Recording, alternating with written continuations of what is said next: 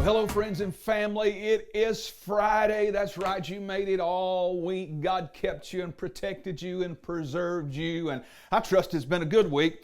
It's the Friday edition of Take 5. And this week we have been breaking down the message I preached last Sunday. That message was entitled, Pour Out Your Praise. And we've learned some pretty valuable lessons about praise from a nameless sinful woman that came into the house of Simon the Pharisee where Jesus was and washed his feet with her tears and dried them with her hair and kissed his feet and poured out precious perfume on them. We've learned some pretty valuable lessons of what to do and some lessons of what not to do from Simon there.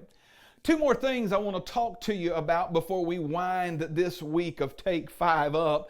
The first one is, when it comes to praise, we should always love like we have been loved. The Bible said concerning this woman that when she did this great act of love and worship there, that Simon spoke under his breath and said, if this man were really a prophet, he would know who she is and what kind of woman she is. Well, Jesus, knowing everything, read his thoughts and said, Simon, I want to tell you something. The reason this woman is worshiping like this is because she's loving so much because she's been forgiven so much. She's loving like she has been loved. Jesus was actually comparing the worship of this woman and of Simon there. She had loved much and he had apparently loved only little.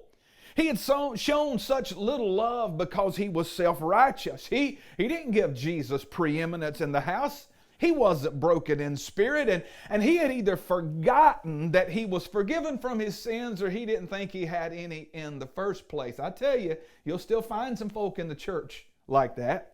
Simon's relationship with God had become so common and ordinary that he sat motionless and unmoved in the presence of Jesus. And when your relationship gets like that, your love for him will regress. And when your love begins to regress, your worship of God will cease. Because let me tell you, you will not worship what you do not love.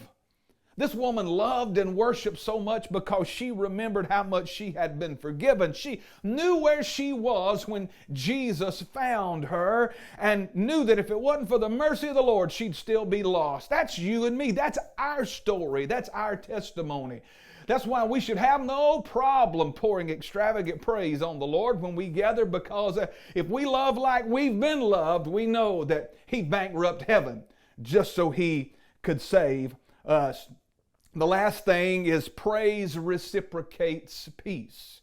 Now, as she is there at Jesus' feet, pouring her praise out on Him, Simon begins to talk about who she was and who she used to be. That's always what the devil jumps to.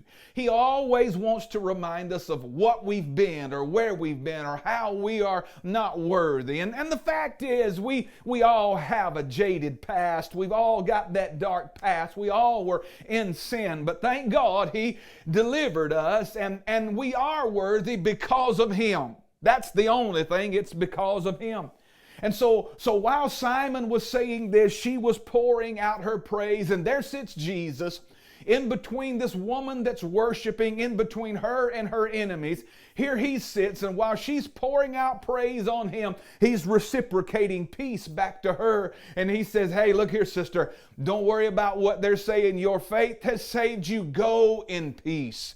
And while she was pouring out praise, He was reciprocating in a peace that surpasses all understanding there in her life, and made it possible for her to leave from there eventually. When her worship service was over, she was able to leave from there in peace and not worry about anything that her enemies had littered her mind with.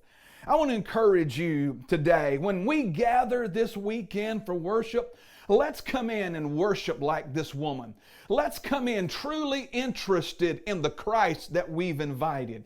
Let's come in and let's be prepared to praise Him. Let's do it on purpose. Hey, let's come in ready to break open our spirit and our heart so that we can truly break open our seal of worship. Hey, let's come in ready to love like we have been loved. And when we do, I promise you, He will issue a peace to us us that will be enduring and a peace that will keep us through every circumstance of life. Well, hey, another week has come and gone on Take 5. The entirety of this message can be watched starting Sunday at 10 o'clock. It'll premiere on Facebook and on YouTube. So if you want to get the whole message, you can do that. I would love to see you this weekend in church. Let's come together and let's worship the Lord fervently and zealously together this weekend. Well, hey, till I get with you again on Monday and we start another brand new week of Take 5, I hope you have a blessed weekend. God bless you. I'll see you real soon.